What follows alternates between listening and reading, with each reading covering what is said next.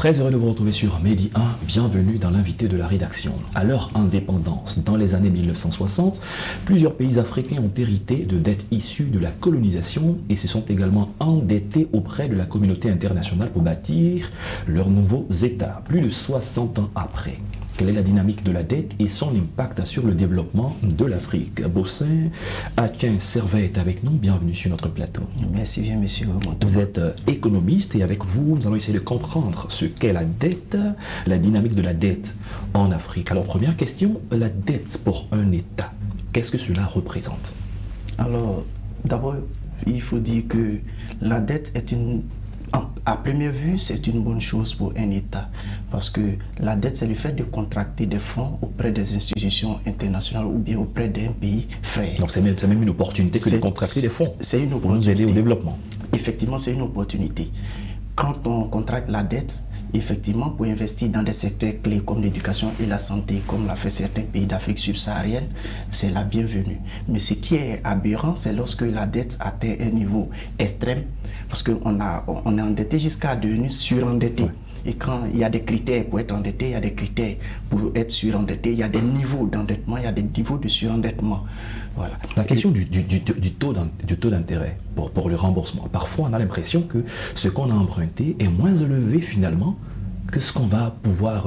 le taux lui-même qui est affecté est beaucoup plus élevé. Justement, c'est ce qui nous a mis dans ce gouffre depuis les années 60. Parce que dans les années 60, lorsque nos États étaient encore à l'étape traditionnelle, on empruntait de l'argent aux bailleurs de fonds et aux institutions internationales. Puisqu'il y a deux types de prêts. Il y a les prêts auprès des institutions internationales comme les institutions de Bretton Woods, les institutions qu'on appelle les institutions bilatérales, et puis il y a les institutions multilatérales ou unilatérales. Alors, il faut dire que quand on a emprunté ces fonds dans les années 60, on a voulu développer l'Afrique alors qu'on était à la phase traditionnelle. Mais il faut se dire que les intérêts étaient excessivement élevés, qu'on ne finit même pas de payer les intérêts et d'autres, on est obligé d'aller emprunter sur le marché financier. Alors, il faut dire que souvent, on va accuser le prêteur pour dire que c'est lui qui les intérêts sont excessifs. Mais si jamais ces fonds prêtés sont investis dans des secteurs clés de développement, sont bien suivis, je pense qu'on pouvait plus ou moins s'en sortir. Mais il ne serait pas alarmant de dire qu'on est endetté, parce qu'il faudrait que la dette, pour être endetté, il faut dire que la dette représente 20% du PIB. Parce que c'est en fonction du PIB, on peut classer le pays ou voir la taille de l'économie du pays. Mais quand finalement un pays comme le Congo-Brazzaville, dans le temps, pour les informations que nous avons reçues, était endetté à 100% de son PIB. Quand il y a eu la remise de la dette avec le PPTE, sa dette a été divisée par 3, mais les années qui ont suivi, il s'est retrouvé endetté à 100% de son PIB. Ce n'est même pas 100% le problème. Il y a des pays qui sont endettés jusqu'à 110% du PIB. Ce n'est plus une dette, ça devient le surendettement. Entre 80 et 110%, on parle de surendettement. De 20% à 80%, on parle d'endettement. Il y a le Nigeria aussi, qui a sa dette qui représente 20% du PIB, mais qui paye 47% de son PIB chaque année pour les intérêts de la dette. Donc, il faudrait qu'on réforme le mode d'emprunt. Il faudrait qu'on fasse un New Deal, comme dirait le président Emmanuel Macron. C'est un New Deal, reparler de la dette, réviser la dette, réétudier la dette. Parce qu'il y a des pays qui veulent, par exemple, annuler leur dette. Qui ne veut pas annuler sa dette? Tout le monde veut, mais c'est un faux cadeau. Ce serait même trop facile. Ce n'est même pas que c'est facile, c'est un faux cadeau. Vous pouvez annuler votre dette, mais le jour où vous voulez emprunter de nouveau, vous ne pouvez pas. C'est le cas du Bénin qui a demandé qu'on n'annule pas sa dette. Il y a l'Éthiopie, le Mozambique et le Tchad qui ont demandé qu'on restructure cette dette-là, qu'on revoie cette dette. Parce qu'il y a des pays qui n'arrivent même pas à payer les fonds prêtés et empruntés en tant que tels, mais ce sont les intérêts qui continuent de payer chaque année. Maintenant, il y a une question qu'on doit se poser à nous, Africains. Qu'est-ce que nous faisons réellement avec les fonds empruntés? Ou bien, qu'est-ce que nous disons aux prêteurs, à nos éventuels créanciers, pour qu'ils nous donnent toujours de l'argent? Parce que c'est vrai qu'on prête qu'aux riches, ça veut dire qu'on a de l'argent et on continue de prendre. Et on y comprend également aux personnes à qui on a confiance. Voilà, aux personnes à qui on a confiance. Si on a confiance en nous, qu'on arrive à investir dans des projets essentiels, je pense qu'on devrait pouvoir faire retour sur investissement. À quel moment la dette peut constituer un poids et une entrave au développement économique d'un pays? Oh, ça constitue un poids ou une entrave lorsque ça empiète énormément sur le PIB. Parce qu'on consacre pratiquement 35%, je prends l'exemple de la Côte d'Ivoire qui consacre 35% de son PIB, de ses revenus au paiement des salaires des fonctionnaires. Alors, il faudra chercher à élargir son assiette fiscale. Mais en élargissant son assiette fiscale, il faut éviter de toucher au panier des ménages de son territoire. Donc, la dette devient un poids pour l'économie lorsque les dirigeants ne sont pas rigoureux envers eux-mêmes. Parce qu'il faut être rigoureux sur la gestion. Il est bien emprunté, mais c'est la rigueur le premier fait. Alors, quelles sont les exigences liées à un emprunt? Quand vous parlez d'exigence, par rapport au bailleur, par rapport à celui qui vous donne cet argent, si on peut le dire ainsi, est-ce qu'il y a des secteurs précis dans lesquels vous êtes obligé d'utiliser cette dette, les délais de remboursement, les périodes ainsi de suite? Oui, effectivement.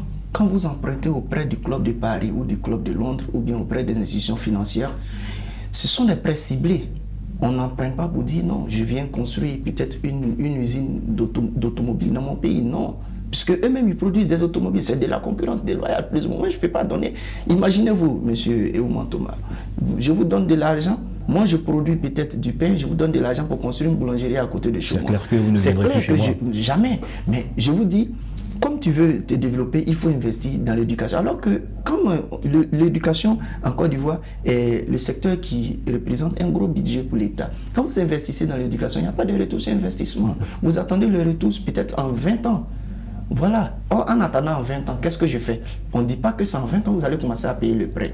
Donc, quand vous créez par exemple des structures dans lesquelles vous pouvez facilement retourner ces fonds pour les réinvestir et payer une partie de vos prêts. Mais celui qui te prête de l'argent te dit, il te donne des dictées, et même des dictées dans ton mode de fonctionnement gouvernemental. Parce qu'il te dit, au niveau de la démocratie, même dans certains secteurs, il met sa main là-dedans. Oui, on a vu les plans d'ajustement structurel. Voilà, on a vu les passes ici. On a vu les passes, on a vu même le système des PPTE. Nous partons parler des passes en 90, mais des PPTE avant-hier en 20. On a parlé récemment même de la pénurie de la dette. Justement. Donc, il faudrait que les États africains prennent conscience, travailler en symbiose et pouvoir pratiquer l'économie participative. Ça ne servira à rien d'emprunter, parce que quand on emprunte, on ne connaît pas la valeur de ces fonds. Quand les fonds sont personnels, les fonds sont introvertis, les fonds sont inclusifs, on arrive à les investir dans des secteurs qui nous reviennent de droit. D'accord. Dans le cadre de la coopération sud-sud, avec l'exemple du Maroc qui prête des fonds et qui parfois même a apuré la dette de plusieurs pays, ça veut dire qu'entre pays africains, comment est-il possible de travailler en sortant de la pauvreté, en atteignant un niveau de développement au point que la coopération sud-sud soit vraiment encouragée? Mais moi, je pense que le Maroc est un exemple. Le Maroc même est l'un des gros partenaires de la Côte d'Ivoire. Le Maroc aide et prête excessivement des fonds à d'autres pays. C'est un modèle de développement. Mais il faut aller à l'école marocaine. Parce qu'on voit je pense que le système de gestion du Maroc est un modèle.